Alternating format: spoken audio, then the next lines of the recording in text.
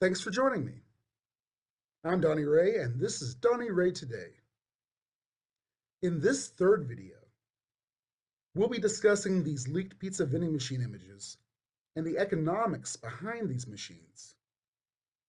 How much do you think one of these things might cost to make? Well, first let's take a look at the components. First, there's the obvious astronomical cost of the wraparound screen. Here's a flat 98-inch television that costs 33 grand, and it's not even curved. And what's shown in the picture of the pizza vending machine is definitely not something I would expect to be an off-the-shelf option. Custom screens run about $1,000 per square foot. And this screen is about 40, maybe 50 square feet. So these could be $50,000 screens. It might be half that cost in 5 years, but that's still a very pricey, shiny thing.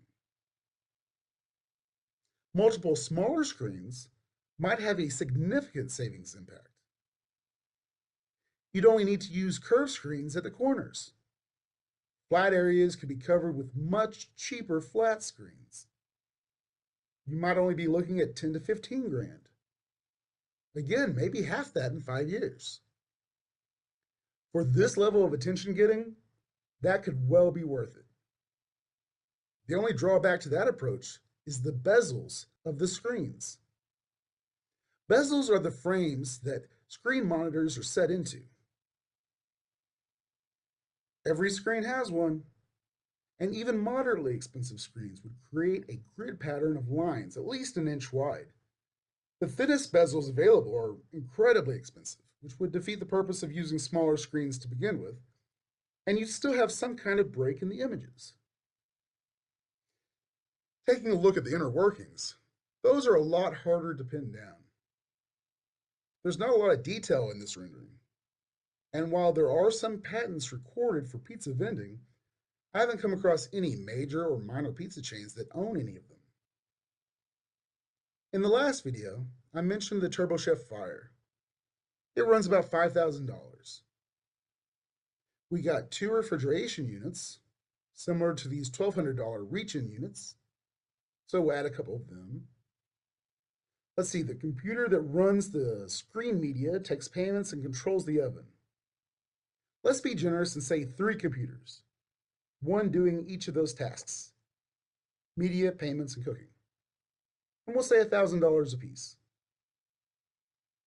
There's the screen, which we already determined is between $15,000 and $50,000. Well, let's go with $15,000 for right now.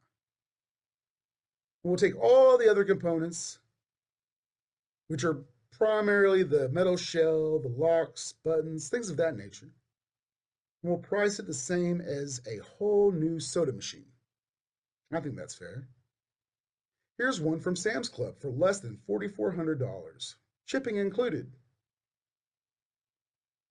So, we're looking at 15 large for multiple screens, 5 grand for the oven, 24 hundo for 2 of the freezers, 3 thou of computer equipment, 44 C notes for everything else, and that's equal to 298 Benjamins.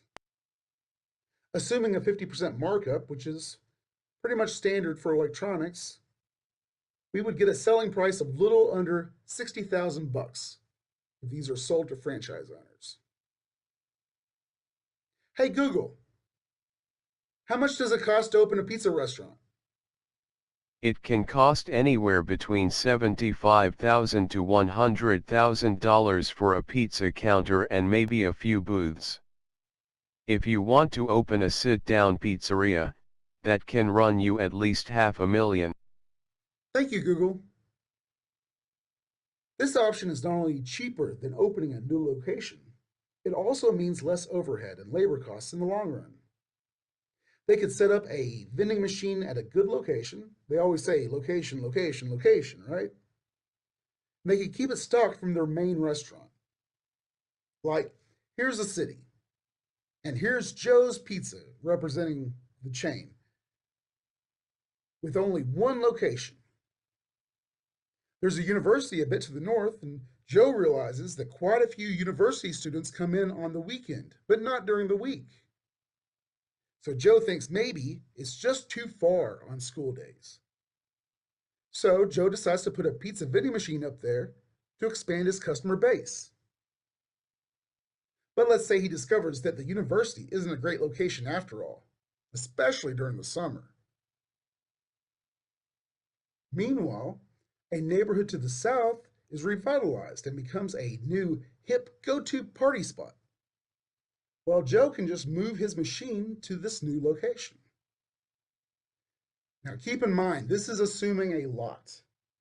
Looking at what's available on Alibaba, the more expensive options hover around $30,000 to $35,000.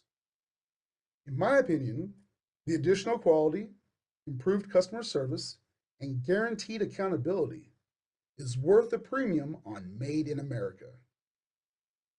It might cost a little more if there are features we don't know about yet, and maybe a little less if they end up getting made in Mexico.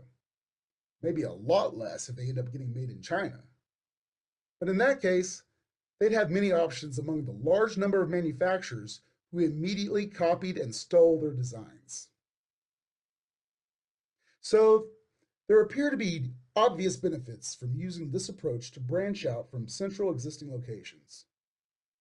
This could be a real cash cow, could be a real money mule, a real golden goose, a real fiscal funds ferret.